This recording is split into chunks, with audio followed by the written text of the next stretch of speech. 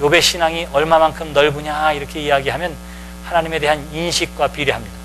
근데 친구들은 뭐예요? 눈으로 보여지는 것, 생각하는 것 정도의 하나님이에요. 다시 말하면 이 세 친구의 하나님은 인간의 이 머릿속을 벗어나지 않는 하나님이에요. 우리가 충분히 생각하고 충분히 상상할 수 있는 분, 이 머리 안에, 인간의 이 뇌 안에 갇힌 하나님 정도밖에 되지를 않아요. 근데 욥이 고백하는 하나님은 어떤 하나님이냐 하면 우리가 아무리 많이 생각하고 표현한다 하더라도 그것은 하나님의 부분밖에 되지 않는다. 그거는 작은 소리에 불과한데 하나님의 그 큰 우리에 비하면 속삭이는 것밖에 되지 않는다. 이렇게 이야기함을 통해서 욥의 우주적인 신앙관이 얼마나 더 크고 넓은지를 지금 친구들에게 이야기하고 있는 거예요. 욥의 세 친구들이 머리를 가지고 그들의 관념적인 신앙을 가지고 욥을 대적할 수가 있겠습니까? 아니에요. 욥이 생각하는 하나님은 더더군다나 자신의 체험을 통해서 삶에서 경험되어진 하나님은 어떤 하나님이냐면 내가 이해하고 내가 합리적으로 생각하는 것 너머에 계신 하나님. 욥이 이해하고 합리적인 것은 뭐냐면 세 친구들이랑 똑같아요. 내가 죄짓지 않으면 하나님께서 나에게 복을 주시고 그렇지 않을 때는 나에게 벌을 주실지도 몰라. 세 친구들과 똑같은 신앙의 삶에서 출발합니다. 근데 그가 큰 고난 가운데에서 경험한 것은 뭐냐면 내가 생각하는 것 이상의 것이 하나님이시구나. 욥이 자신의 고난의 체험을 통해서 알게 된 거예요. 그 전에는 어땠냐면 친구들과 똑같았습니다. 하나님께서 선을 행하는 사람에게 복을 주시고 악한 자에게 복을 주시는 권선징악의 하나님, 인과응보의 하나님, 이 정도였어요. 이 정도. 근데 경건한 가운데 자기가 이해할 수 없는 고난 속에서 하나님은 분명히 살아계시고 하나님 나와 관계되어졌는데 도대체 내가 이해할 수 없는 이 일을 벌이신다면 결국은 내가 일반적으로 생각하는 것을 뛰어넘으시는 분이 하나님이시구나. 욥이 지금 그렇게 고백하고 있는 거예요. 사랑하는 성도 여러분, 우리의 믿음의 지경이 하나님에 대한 지혜와 지식의 지경이 넓어지게 되기를 주님의 이름으로 기원합니다. 우리는 너무 속단해요. 사실은 너무 그냥 척 보면 알아서 정말 사람도 몇 번 얘기해보면 난 딱 알아. 이런 사람들 있잖아요. 몇 마디 해보면 그 사람이 어떤 성격인지 어떤 성향인지 더 나아가서 앞으로 무슨 짓을 저지를지 딱 알아요. 딱 알아. 그런 사람들이 있어요. 그런 사람들. 하나님도 잘 모르는 걸 지가 어떻게 한다고 그냥 생각하는 사람들이 있어요. 이렇게 규정되어지고 판단하는 것. 더 나아가서는 하나님이 하시는 일에 대해서도 그렇게 생각하는 사람들이 있습니다. 이 다음번에 이렇게 될 거야. 두고 봐. 이런 것들도 다 마찬가지예요. 하나님은 절대로 사람의 지혜 안에 가두어질 수 있는 분이 하나님이 아니에요. 그러므로 우리 주변에서 벌어지는 일들에 대해서 함부로 하나님의 뜻으로 판단하고 정죄하거나 심판하지 않는 여러분들이 되시기를 바랍니다. 우리가 할 수 있는 것들이 있는데 그것은 뭐냐 하면 우리가 생각하는 것들을 가지고 가능하면 입 밖에 내지 아니하고 할 수만 있다면 위하여 기도할 수 있는 여러분들이 되시기를 주님의 이름으로 기원합니다. 격려하는 일을 입 밖에 내지 말라고 하는 것은 아니에요. 격려하고 위로하고 세우는 일에는 얼마든지 해야 돼요. 근데 보아서 판단하고 정죄할 만한 일을 만나게 되거든 그 일 앞에서 어떻게 하느냐면 첫째는 기도하는 거예요. 기도하는 거. 명백한 허물에 대해서는 죄를 죄라고 어떻게 한다고요? 이야기하는 거예요. 죄를 죄라고 이야기하는 거예요. 죄는 받아들이고 용납하지만 죄는 어떻게 해요? 죄라고 이야기하는 거예요. 죄는 죄라고 이야기하는 거예요. 그것이 중요합니다. 또 하나 하나님과 우리의 관계를 생각해 보라고 그랬어요. 하나님과 우리는 우리가 감히 우러러볼 수 없는 하나님이시지만 그 하나님이 인간을 위해서 이 땅에 오셨어요. 그래서 우리로 하여금 저 십자가를 통해서 하나님과 우리의 관계를 회복시켜 놓으셨습니다. 창조주와 피조물의 관계는 어떻게 해석할 수 없을 만큼 차이가 엄청나게 벌어져 있지만 그러나 하나님께서 먼저 우리에게 찾아오셔서 우리를 자녀 삼아주시고 우리와 더불어 함께 해주시기 때문에 우리는 하나님과 교통할 수 있는 관계예요. 그게 하나님의 자녀된 권세가 되어지는 줄 믿습니다. 그러므로 하나님과 상호 교통하는 믿음의 신앙인들이 되시기를 바랍니다.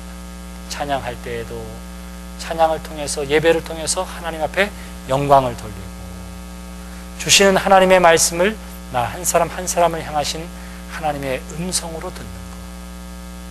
기도할 때에도 나의 마음의 소망과 마음의 상태를 하나님 앞에 알리고 이야기하며 그 속에서 나에게 주시는 하나님의 음성을 듣기 위해 한 번 더 앉아있는 것. 그것이 상호 교통하는 건강한 신앙의 모습입니다. 그러면서 이 땅에 살면서 우리로 하여금 분별의 영을 가지라고 이야기한 것처럼 하나님이 우리에게 주신 것 가운데에 성령께서 우리 가운데 주장하시는 대로 각각의 영으로 말하거나 거짓 영에 사로잡히거나 거짓 경건에 사로잡히지 말고 오로지 하나님의 참된 것을 말하며 또한 들을 때마다 거룩한 영으로 구별할 수 있는 하나님의 사람들이 되시기를 주님의 이름으로 기원합니다. 이것을 하지 못하면 우리는 혼돈에 빠지고요, 죄에 빠져요. 제가 여기서도 이야기했나요? 새벽 예배 때 얘기했는지 여기서 얘기했는지 헷갈려서. 뭐냐면 우리가 지금 사무엘하를 읽어요. 근데 거기에 읽을 때에 우리가 읽고 있는 욥기와 내용이 같이 가는 것들이 있어요. 생각해 볼 만한 것이. 오늘 압살롬이 반란을 일으키는 내용을 우리가 함께 읽었습니다. 근데 압살롬이 어떻게 하느냐 하면 이스라엘 백성들 앞에서 이스라엘 백성들을 만족시켜줘요.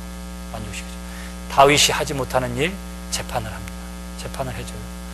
국민들에게 필요한 것들을 해줘요. 재판하러 나오는데 어떻게 하는지 아세요? 사람들이 이제 왕자일 뿐만 아니라 왕이 계승서열 다음 사람이잖아요. 그러니까 사람들이 그 왕 앞에 압살롬에게 나올 때 무릎을 꿇고 절하려고 그러니까 어떻게 하면 압살롬이 그때마다 나가가지고는 앉지 마세요. 아이고 어떻게 그렇게 하지 않아도 돼요. 그리고는 안아주고 입 맞춰줘요. 그러니까 이 사람들이 얼마나 감격하겠어요. 내가 지금 재판받으러 나왔는데 그래서 그 왕자 앞에서 고개를 숙여 절하려고 그러는데 그러지 말라고 일어나 이렇게 하고 형제로 껴안아주고 가만히 듣고 있다가 뭐라 그러냐면 네 말이 다 옳다 이렇게 얘기해 주는 거예요. 가장된 겸손이 있어요. 가장된 겸손. 또 어떤 것이 있냐 하면 아버지한테 헤브론으로 갔다 오겠다고 이야기해요. 4년이 지나서 이제 예루살렘 안에서 모든 민심을 자기한테 끌어놓고는 이제는 헤브론에 가서 다른 사람들을 규합하기 위한 거예요. 헤브론 사람들이 다윗에게 불만을 가지고 있었거든요. 수도를 헤브론에서 예루살렘으로 다윗이 이전했기 때문에 하루아침에 어떻게 됐어요? 지방 사람들이 된 거예요. 수도 사람들이. 그래서 그 불만이 있기 때문에 헤브론에 가서 다른 외부 세력을 규합하려고 하는데 이 압살롬이 아버지한테 얘기할 때 뭐라 그러냐면 내가 아버지로부터 떠나 있을 때에 하나님 앞에 서운한 것이 있는데 예루살렘에 가면 꼭 여기 와서 예배하겠다고 그랬으니까 아버지 나를 좀 보내주세요. 하나님 앞에 예배할 수 있게. 그래요. 이건 뭐예요? 거짓된 신앙이에요. 가장된 경건이에요. 근데 아버지가 어떻게 하느냐면 그렇게 하라고 그래요. 그렇게 갑니다. 그가 가지고 있었던 중요한 두 가지가 있었는데 거짓된 겸손, 거짓된 경건과 신앙, 그리고 그 속에 잘 감추어진 야망과 욕심이 있었어요. 그리고 그곳에서 세력을 구합해서 예루살렘으로 쳐들어오게 됩니다. 바로 그러한 때에 이스라엘 백성들이 거룩한 영으로 분별할 수 있었다면, 바로 그러한 때에 다윗이 거룩한 영을 통해서 아들을 분별할 수 있었다면 아마 분명히 다른 것이 될 수 있었을 거예요. 자, 이제 여러분들이 백성의 입장이 되어보세요. 백성의 입장이. 그래서 압살롬이 여러분들에게 재판을 해주겠다고 합니다. 왕이 그를 재판장으로 세운 적도 없어요. 사법기관으로 인정한 적도 없습니다. 그런데 어떻게 해요?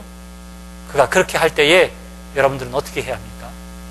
마땅히 왕에게 요구해야 되고 이 일이 옳은지, 이것이 합법적인 것인지, 이렇게 해도 되는 것인지. 원래는 왕에게 가야 되니까 길목에 서서 그거를 했을 때에 어떻게 해야 돼요? 먼저 왕에게 가고 왕의 명령대로 우리가 너무 많이 오니까 압살롬이 저기서 그걸 하고 있는데 거기 가서 받아도 될까요? 이래야 되는데 그런 분별력이 백성들 가운데 한 사람도 없었던 거예요. 영의 분별이 없으면 혼란과 죄악과 그리고 고난과 고통이 따라오게 된다고 하는 사실을 이야기하는 거예요. 여기 욥이 그래서 영의 분별을 가지고 있었기 때문에 도대체 누구의 정신으로, 누구의 영으로 이런 이야기를 하느냐 이랬지. 만약에 욥이 그 영적인 분별력이 없으면 이미 엘리바스가 4장에서 이야기했을 때에, 그리고 지금 여기 빌닷이 이야기했을 때에 정말로 하나님의 영으로 이야기하는구나 했다면 그 안에 꼬꾸라지고 자복하고 말았을 거예요. 그는 거기에 머무르고 말았을 것입니다. 근데 욥에게는 적어도 무엇이 있었어요? 그러한 영적인 분별력이 있었던 거예요.